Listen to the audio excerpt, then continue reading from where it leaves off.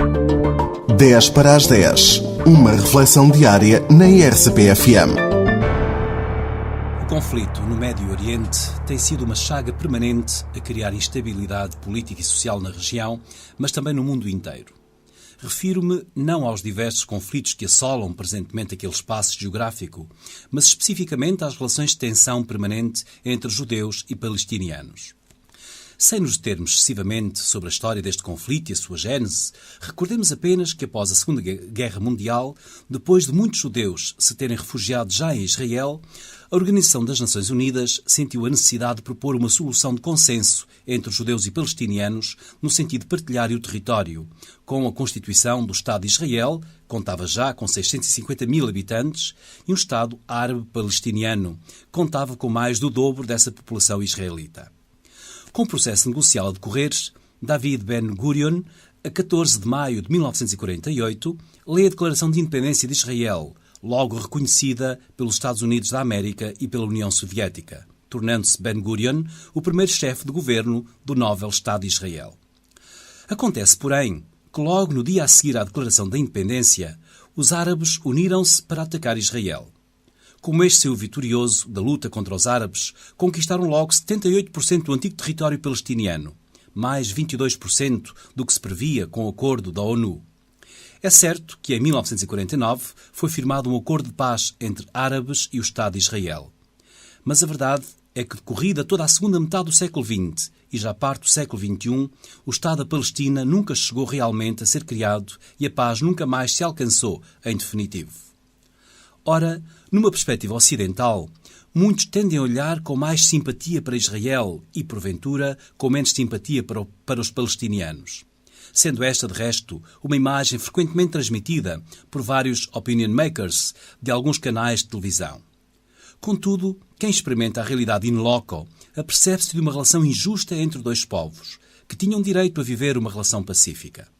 Por um lado, os palestinianos, com os seus territórios dispersos no seio do Estado de Israel, vêem-se não só profundamente limitados no acesso ao território israelita, como ainda lhes é vedada a circulação de acesso aos demais territórios da Palestina, tendo mesmo, num dos casos que pude conhecer, de transitar pela Jordânia para aceder a estes territórios.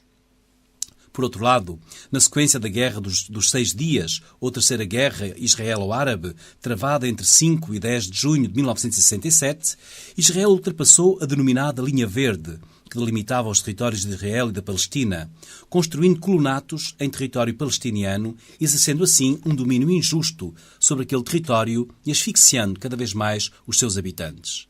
Extensão e domínio que nunca mais pararam, tornando-se uma fonte permanente de opressão dos palestinianos.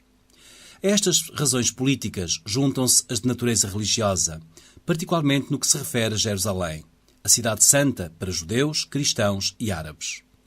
Ora, é neste quadro tão complexo quanto injusto, pese embora todas as razões históricas e religiosas reclamadas pelas partes, que o presidente dos Estados Unidos da América, Donald Trump, numa ação completamente irracional, que se inscreve no seu espírito belicoso e irresponsável, vem agudizar ainda mais o conflito no Médio Oriente, com a declaração da transferência da Embaixada dos Estados Unidos da América em Tel Aviv para Jerusalém. O que significa, na prática, o reconhecimento político de que Jerusalém é a capital do Estado de Israel. Sendo uma afronta aos palestinianos, provocou imediatamente novos conflitos, com centenas de feridos e alguns mortos, e renovou a instabilidade que se refletirá em todo o mundo ocidental. Numa palavra, acicatou ainda mais os ódios contra os Estados Unidos e seus aliados, muitas vezes canalizados em atos terroristas que cada vez mais nos colocam sob a sensação de instabilidade global. Ato verdadeiramente irresponsável.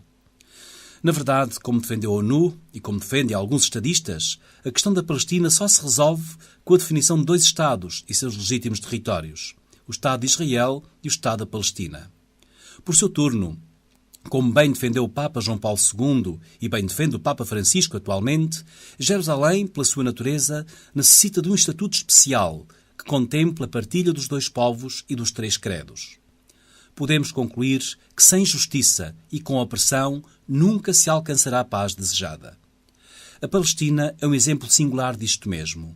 Um exemplo que vale para muitos outros âmbitos das relações internacionais, locais e até pessoais. Só com justiça e respeito pela dignidade dos demais, a paz será possível. 10 para as 10. Uma reflexão diária na RCP-FM.